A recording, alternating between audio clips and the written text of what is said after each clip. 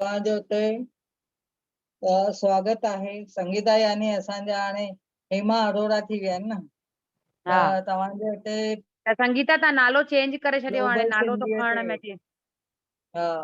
PMC global सिंधीअ जे मंच ते तव्हांजो स्वागत आहे। अॼु अमावस्या जे बारे में असांखे मेडिटेशन करणो आहे, त असांखे हेमा अरोड़ा जी उन जे बारे में मेडिटेशन। Over to U.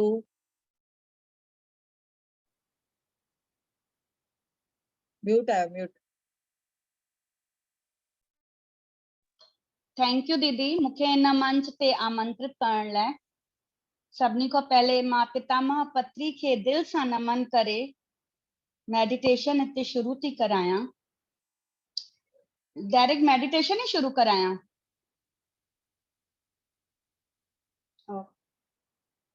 थोड़ो ॿुधायो पहिरीं।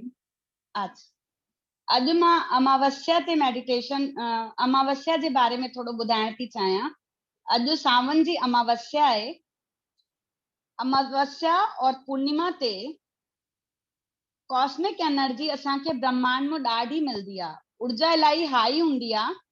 इन्ही करे इन्हनि ॾींहंनि में सॼी सॼी रात ध्यान करणो खपे, छो जे एनर्जी इलाही ज्यादा फ्लो थींदी आ। और जॾहिं पाण कोई भी कम शुरू कंदा आहियूं नयो, त असांखे अमावस्या खां शुरू करणो चाहिए, छो जे जीअं जीअं चंड अमावस्या खां पोइ चंड धीरे धीरे वधदो वेंदो आ, तीअं उहा एनर्जी भी वधदी वेंदी आ और पूर्णिमा ते एकदम हाईएस्ट थी वेंदी आ। त कोई भी कम जीअं असां शुरू था कयूं, अमावस्या को शुरू करणो चाहिए। उन सां कम भी सुठो थींदो वेंदो आ, वृद्धि पाईंदो आ, वधदो वेंदो आ। इहो चवंदा आहिनि सभु। जीअं पाण पहले कोई विर्त रखदा हुयासीं, कोई भी शुरू करणो हूंदो हुयो, सूमर जो चाहे जुमे जो कंहिंजो भी विर्त, त चवंदा सावा ॾींहंनि में शुरू कजो। तॾहिं मां नंढी हूंदी हुयमि त मूंखे इहा शइ समझ में न ईंदी हुई, सावा ॾींहं छा थींदा आहिनि। हाणे समझ में आयो आ कि अमावस्या खां पोइ जीअं अगरि मूंखे सूमर जो विर्त रखणो आ, त अमावस्या खां पोइ जेके सूमर ईंदो उहो सावा ॾींहं उहे कहलाईंदा आहिनि। अमावस्या खां पोइ जेके ॾींहं हूंदा आहिनि उहे सावा हूंदा आहिनि। त जेको भी पाण विर्त रखणु चाहियूं था, उन्ही में शुरू करणो चाहिए। इन सां असांजो सुठो सुठो और सुठो थींदो वेंदो। और पूर्णिमा ते भी एनर्जी इलाही हूंदी आ। अमावस्या जे ॾींहं सभु देवता असांजी धरती ते ईंदा आहिनि, असांजा पूर्वज धरती ते ईंदा आहिनि और इलाही कुछ ब्रह्मांड में थींदो आहे। अमावस्या जे ॾींहं ध्यान करण सां अगर असां आध्यात्मिकता में भी वधण चाहींदा आहियूं, त अमावस्या को ध्यान करण शुरू करणो चाहिए। उन सां असांजो आध्यात्मिकता वधदी वेंदी। और अगर कोई पाण पंहिंजी बुरी आदतां छॾण चाहींदा आहियूं, त उन्ही जो संकल्प असांखे पूर्णिमा ॾींहं जे करणो चाहिए, छो जे पूर्णिमा ते उहो संकल्प करण सां जीअं पूर्णिमा खां पोइ चंड धीरे धीरे घटिबो वेंदो आहे, त उन सां असांजी आदतां भी बुरी आदतां भी घटदे घटदे घटदे घटदे खत्म थी वेंदियूं। अमावस्या खां पोइ वृद्धि थींदी आहे और पूर्णिमा खां पोइ एनर्जी घटदी वेंदी आहे। त इन करे अमावस्या और पूर्णिमा हिन में असांजे ध्यान में इलाही महत्व रखदा आहिनि और असांखे इन जो ज़रूर ध्यान करणो चाहिए। असां जॾहिं ॾियारी मल्हाईंदा आहियूं, उहो भी अमावस्या जे ॾींहं थींदी आहे। ॾियारी भी माता लक्ष्मी भी अमावस्या जे ॾींहं पृथ्वी ते ईंदी आहे और असांखे आसीस ॾींदी आहे। हाणे मेडिटेशन पाण शुरू था कयूं अमावस्या जी। सभु ॼणा चश्मो पातो अथव त चश्मो लाहे छॾियो। अखियूं कोमलता सां बंद करे वठो और इलाही आरामदायक सुखासन में वेहो। उंगलियों उंगलियुनि में फसाए छॾियो और पलथी मारे या पेर क्रॉस करे वेहो। पलंग ते वेठा आहियो त पलथी मारे वेहो और सोफे ते वेठा आहियो त पेर, सोफे या कुर्सी ते वेठा आहियो त पेर क्रॉस करे वेहो और अखियुनि खे कोमलता सां बंद कयो।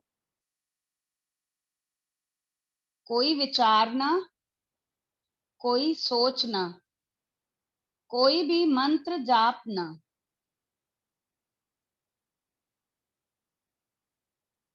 पंहिंजी अचण वारी सांस, श्वास कीअं अचे थी और कीअं असां श्वास खे छॾूं था, उन्ही ते ध्यान ॾींजे और उहे श्वासां मिली करे हिकु थी वञनि।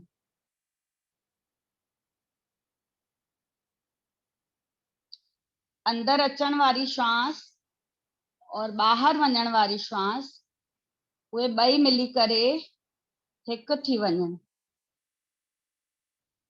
अमावस्या ॾींहुं ध्यान करण सां असांखे इलाही एनर्जी शरीर में मिलदी आहे। ब्रह्मांड मां कॉस्मिक एनर्जी इलाही ईंदी आहे और असां ध्यान में पंहिंजे लक्ष्य खे पाए था सघूं। आध्यात्मिकता असांजी ॾींहों ॾींहुं जीअं चंद्रमा अमावस्या खां पोइ वधंदो आहे, तीअं असांजो ध्यान भी और गहरो और गहरो और गहरो थींदो वेंदो। प्रभु जी ॾिनल इहा नियामत आहे कि परमात्मा असांखे एॾी सुठी राह ते वठी आयो आहे। पत्री सर खे इलाही ज्यादा दिल सां धन्यवाद आहे। असां जहिड़े सुम्हियल माण्हुनि खे जगाए छॾियनि। ध्यान जी एतरी सरल और सहज विधि सिखाई तन कि हर कोई आसानी सां पंहिंजी श्वासन सां जुड़ी तो सघे और ध्यान जी गहरी अवस्था में पहुची तो सघे। ध्यान पत्री सर जे ॾिनल नियामत आहे। असां जेको ध्यान कयूं था उनखे आनापान सती ध्यान चइबो आहे। असांखे संसार में गौतम बुद्ध ने इहो ध्यान ॾिनो तैं। सभिनी खां पहले गौतम बुद्ध ने श्वासन सां जुड़ी करे जागृत थिया और ज्ञान पातऊं और उन्हीं ज्ञान खे सॼे संसार में फैलायूं।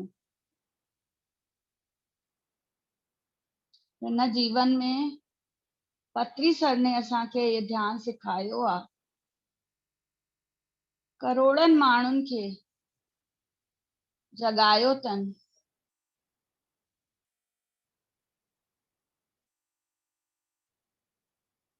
अमावस्या जे ॾींहुं सॼी रात, अमावस्या और पूर्णिमा जे रात सॼी रात ध्यान करणो खपे। हिन सां असांजी एनर्जी वधदी आहे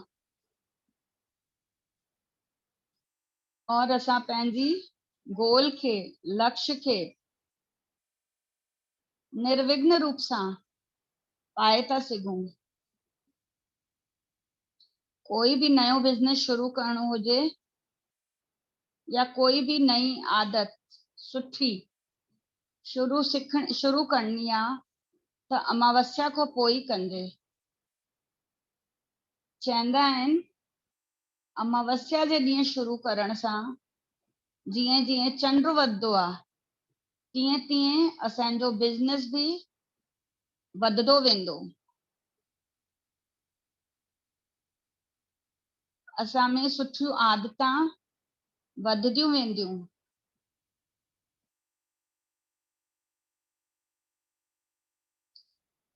हे जीवन असांखे परमात्मा ने ध्यान करण लाइ ॾिनो अथई, पंहिंजी श्वासन सां जुड़ण लाइ। हिन पृथ्वी ते असां अनुभव पाइण लाइ आया आहियूं।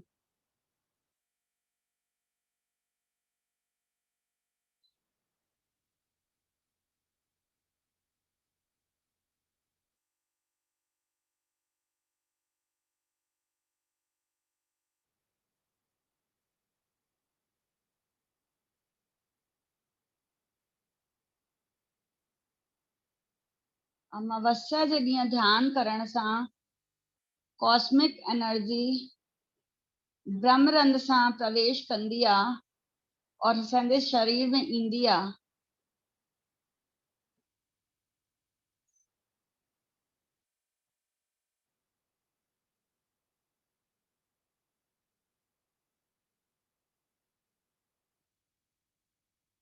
ध्यान सां असांजे शरीर जूं बीमारियूं भी लही थी वञनि, लेकिन इहो भी तय आहे कि असां में केतिरी प्यास आहे ध्यान जी।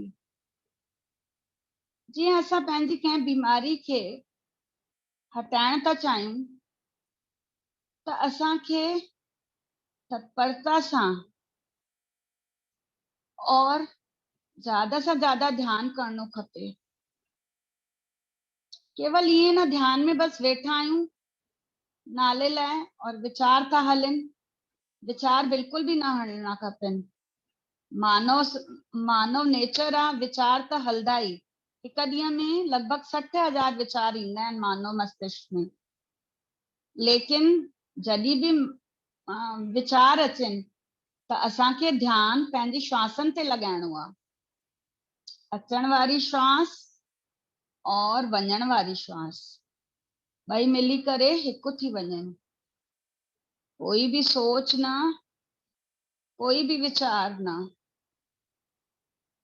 जॾहिं कॉस्मिक एनर्जी असांजी बॉडी में वेंदी आहे त सूक्ष्म शरीर जा जेके ब्लॉकेज हूंदा आहिनि उन्ही मां पास कंदी आहे जॾहिं कॉस्मिक एनर्जी, त असांजूं बीमारियूं भी धीरे धीरे बिल्कुल ठीक थी वेंदियूं।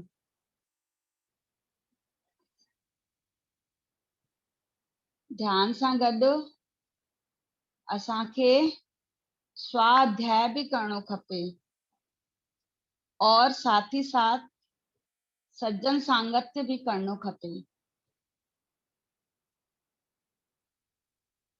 ध्यान करण महिल हिक शइ असांखे ॿी भी ध्यान, इहो भी ध्यान रखणो चाहिए कि असां कॉस्मिक एनर्जी त वठूं था ब्रह्मांड खां, लेकिन असांजे पतीले में काथे काथे छेद आहिनि इहो भी असांखे ॾिसणो खपे। छो जे कई बार थींदो आहे असां ध्यान इलाही कंदा आहियूं लेकिन असांजूं बीमारियूं नथियूं दूर थियनि। हुन जो कारण छा आहे? छो जे असां जेका एनर्जी मिलदी आहे असांखे ब्रह्मांड में, उहो असां फालतू जी गपशप करे, गॉसिप करे या निगेटिव शयुनि खे टीवी में ॾिसी करे, निगेटिव विचारनि सां ड्रेन करे छॾंदा आहियूं एनर्जी खे। इन करे असांजी बॉडी हील न थी सघंदी आहे। त असांखे वे छेद भी भरना आहिनि और मौन में भी रहणो आहे ताकि एनर्जी असां वधीक खां वधीक पंहिंजे शरीर में धारण करे सघूं, पंहिंजे शरीर खे हील करे सघूं। अमावस्या और पूर्णिमा जो ध्यान इलाही ज़रूरी आहे।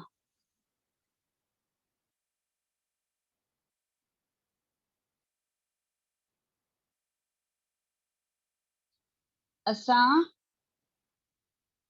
रेगुलर ध्यान करण सां और सज्जन सांगत्य करण सां और बुक्स पढ़ण सां पंहिंजे लक्ष्य खे जल्दी खां जल्दी पाए था सघूं।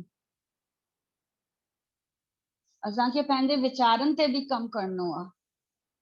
मन जॾहिं असां अमावस्या सां ध्यान शुरू कंदासीं त मन धीरे धीरे प्योर थींदो वेंदो, प्योर प्योर और प्योर।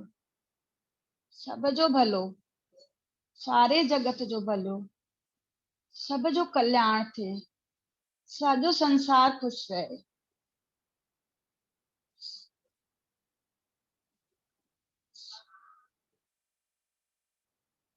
ये जीवन मिलियो आहे सभिनी जो भलो करण लाइ, सभिनी जी मदद करण लाइ। पत्री सर केॾा न विनम्र हुया। पिछले 40-45 साल खां लगातार ध्यान जो प्रचार करें पिया, कोई रेस्ट ना, कोई आराम ना, जगह जगह वञी करे ध्यान जो प्रचार कयूं, मान अपमान सहंदे हुए लगातार पंहिंजी सेवा में जुटिया रहा। और अॼु करोड़पति जाॻिया आहिनि हिन जगत में। इलाही साल पहले असां जॾहिं दादा लक्ष्मी जो ज्ञान ॿुधदा हुयासीं, तॾहिं सत्संग में जॾहिं वेंदा हुयासीं त उते दादा भगवान जी कोटेशन हुई, हुन में लिखियल हो, मान न मान तू है भगवान। जॾहिं मां उहा कोटेशन ॾिसदी हुयमि त मुंहिंजे मन में प्रश्न उथंदो हुयो कि मां भगवान कीअं आहियां, मां कीअं थी सघंदी आहियां भगवान। और जॾहिं दादा भगवान जो शरीर शांत थियो, वो ख़बर ॿुधी करे दिल एकदम धक सां रहिजी वियो हुयो कि हाणे अॻिते जी राह असांखे केरु ॾेखारींदो। लेकिन साथ ही साथ दादा भगवान जी वाणी में एक बार दादा भगवान ने चयो हुयनि कि जेको मूंखे देह तो ॾिसे उहो चमार आहे। चमार यानी मतलब हिन चमड़ी खे ॾिसे थो, शरीर जी हिन चमड़ी खे ॾिसे थो। तॾहिं असां आत्मा और देह जी ॻाल्हि ॿुधदा त हुयासीं पर समझदा न हुयासीं।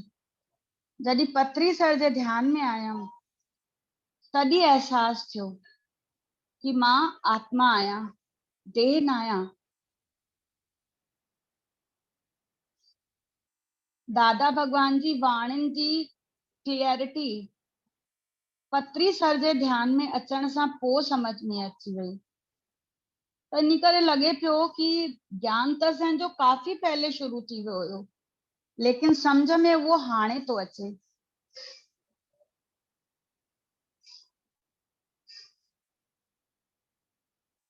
दिल सां सभिनी जो भलो चाहियो, सारे जगत जो कल्याण।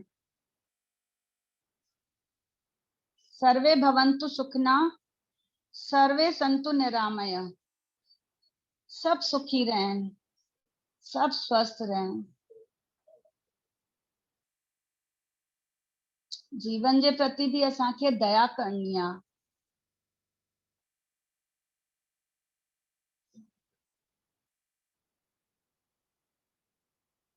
बस हाणे पत्री सर जे उद्देश्य खे असांखे पूरो करणो आ।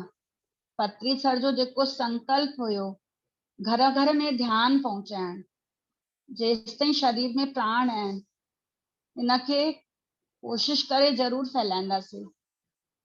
सभिनी जे सहयोग सां ही दिनो दिन वधदी वेंदी है ध्यान सब जगह पे, और सब सुखी थींदा और सतयुग सच में ईंदो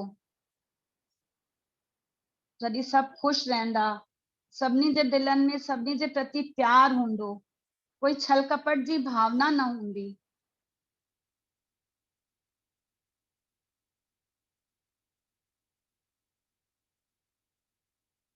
अॼु अमावस्या जे ॾींहुं परमात्मा सां इहा ही प्रेयर आ, प्रभु सच जी राह ते हलूं हमेशा और सभिनी खे पाण सां गॾु खणंदा हलूं।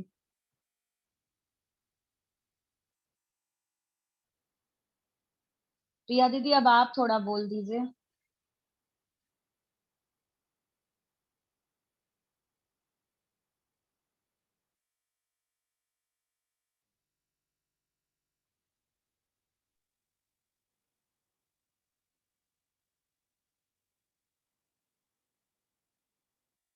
अमावस्या के दिन कहते हैं एक दिन पहले एक दिन बाद बहुत ही एनर्जी रहती है। आज भी हम लोग अभी ध्यान में बैठे हैं तो एनर्जी बहुत फील हो रही है।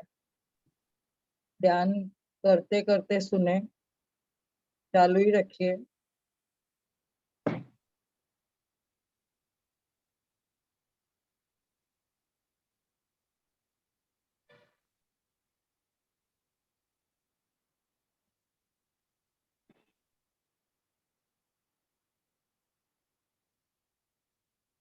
अखियों कोई भी न खोल दो। जेके भी बीमारियों आहिनि उहो इन ध्यान करण सां सभु निकिरंदियूं वेंदियूं आहिनि। ब्लॉकेज जेके बदन में आहिनि उहे सभु खुलंदा वेंदा आहिनि। इनजी ऊर्जा एतिरी हूंदी आहे कि तव्हां नोटिस कंदव पाण बि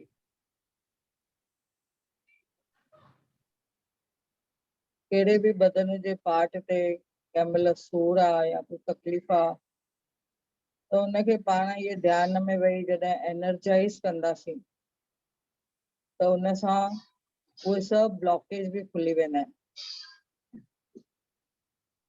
इन ध्यान करण सां एतिरी शक्ति आहे कि पूरी एनर्जी कॉस्मिक वाइट लाइट जे रस्ते असांजे शरीर जे अंदर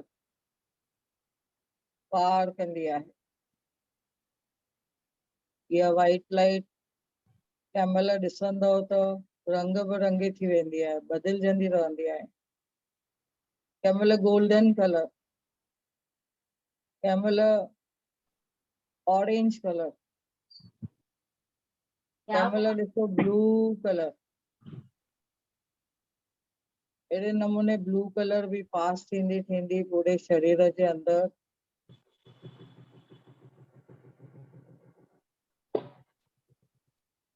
हिकिड़ा चक्कर खोलींदी वेंदी आहे।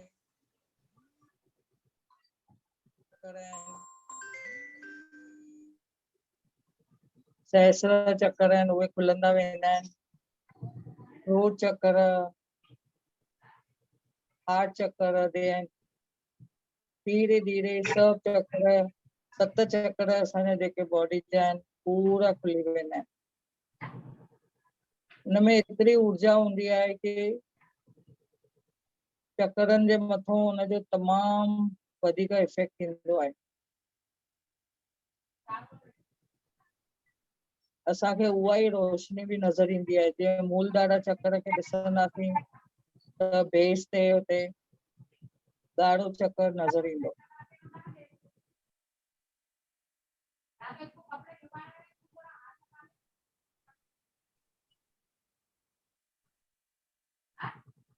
धीरे धीरे नोटिस कयो तव्हां पाण बि। कोई बि सुम्हंदो न, ध्यान ते ध्यानु रखंदो।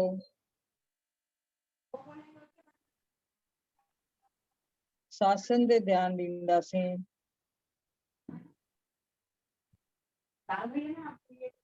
इहो साह ई आहे असांखे जो जीवित रखे थो। सांस आहे त असां जीवित आहियूं, सांस न आहे बॉडी चयो वेंदो आहे।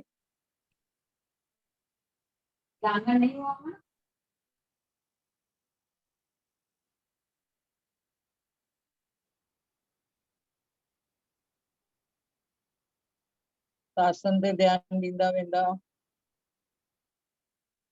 साह अंदर, साह ॿाहिरि। में ध्यान करण सां असांजा इमोशंस बि नॉर्मल थियनि था।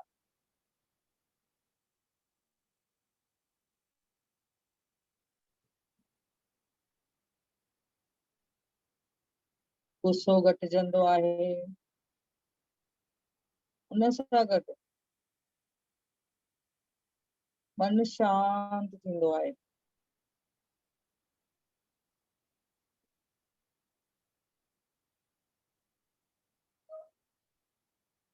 मन जा वीचार एकदम पॉजिटिव थींदा आहिनि।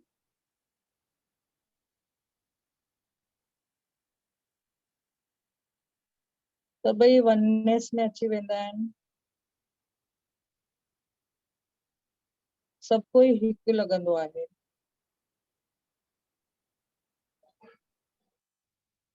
अची वेंदा आहिनि।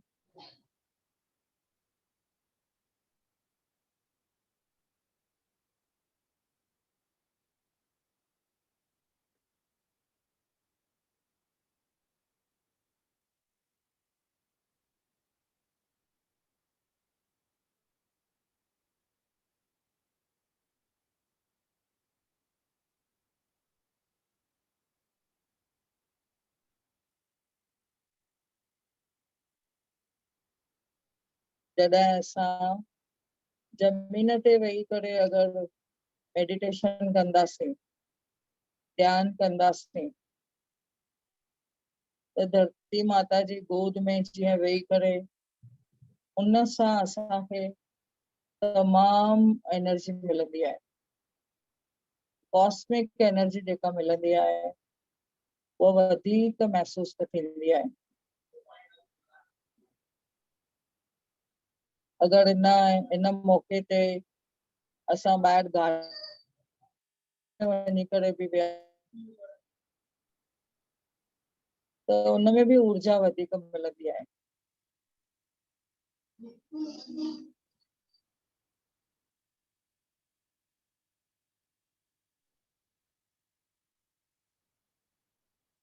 कंहिं महिल वधीक गुस्सो हुजे त ज़मीन ते बिना चप्पल जे हली ॾिसो, प्यार सां तव्हांखे धरती माता ॾिसो, जीअं माँ जी गोद कीअं थींदी आहे गुस्से में ॿार खे बाकुर पाए करे उनजी बि ऊर्जा महसूस करे सघो था।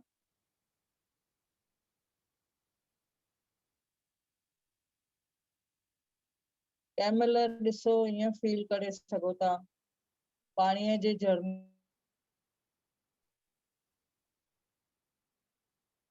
मथां कॉस्मिक एनर्जी भी आहे, ब्रह्मांड जी भी एनर्जी आहे। उन पाणीअ में भी तव्हांखे ॾिसो एनर्जी महसूस थींदी, पाणीअ जी शीतलता असांजे बदन खे त शांत कंदी आहे, उन सां गॾु मन खे भी शांत कंदी आहे। असांजे विचार वाणीअ खे भी नम्र करे छॾींदी आहे।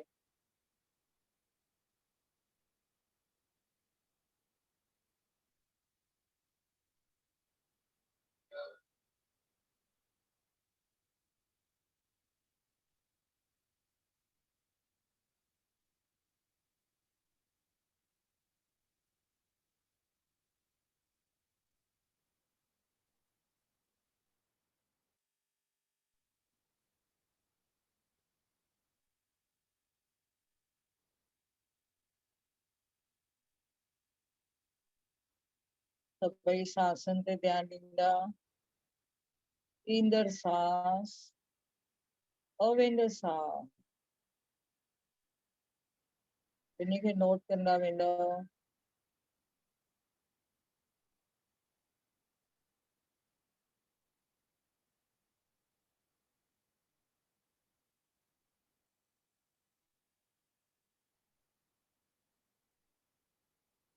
निसर्ग में ॾिसो केतिरी न थधाण महसूस थिए थी। हर क़िस्म जा पक्षी हाणे नज़र ईंदा आहिनि। हिते बरसात जो माहौल और मथां उमास जो ऊर्जा, टे ॾींहं ऊर्जा हलंदी आहे। उमास जे हिकु ॾींहुं पहिरीं, उमास जे ॾींहुं ऐं उन उमास जे ॿिए ॾींहुं, ये टे ॾींहं ऊर्जा वधीक हूंदी आहे। जेतिरो जंहिंखे टाइम मिले इन ध्यान में माण्हू वेही रहे।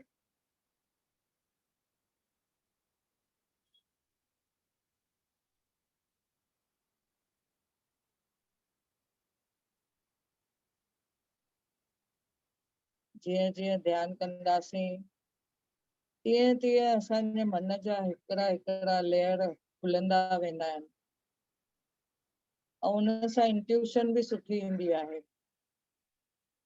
पाण खे पाण ख़बर पवंदी असांखे जीवन में छा करिणो आहे।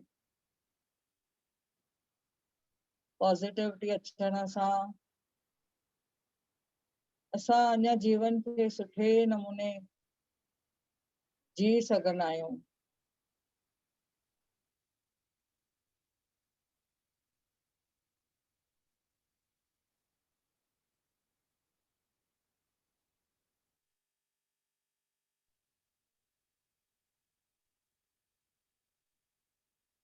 साह ते ध्यानु ॾींदा सभई, कंफर्टेबल पोजीशन, कोई भी सुम्हंदो न।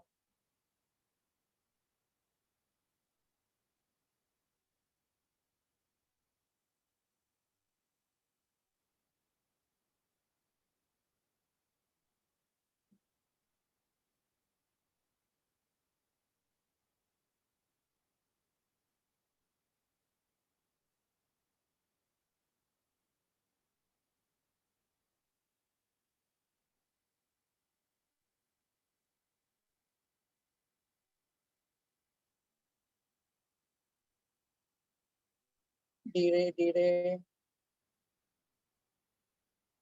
पेर खोले, जमीन माता खे फील कंदा।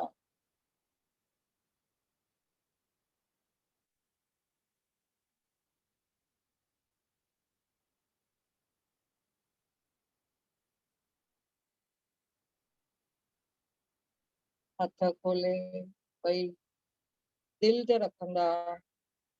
फील कयो, पंहिंजे दिल जी धड़कन फील कयो।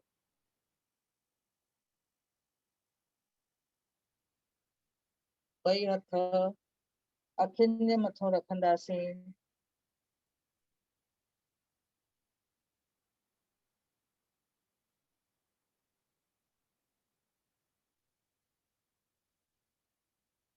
इन्हीं हथनि खे अॻियां करे धीरे धीरे नम्रता सां अखियूं खोले एनर्जी फील कयो और इहा एनर्जी पंहिंजे पूरे शरीर ते लॻायो।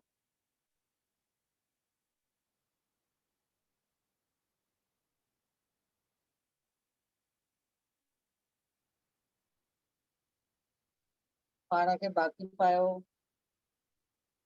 शाबाशी कयो। हिन ग्रुप ध्यान में सभई वेठा आहियो, सभिनी खे बधाई आहे। धन्यवाद, धन्यवाद, धन्यवाद।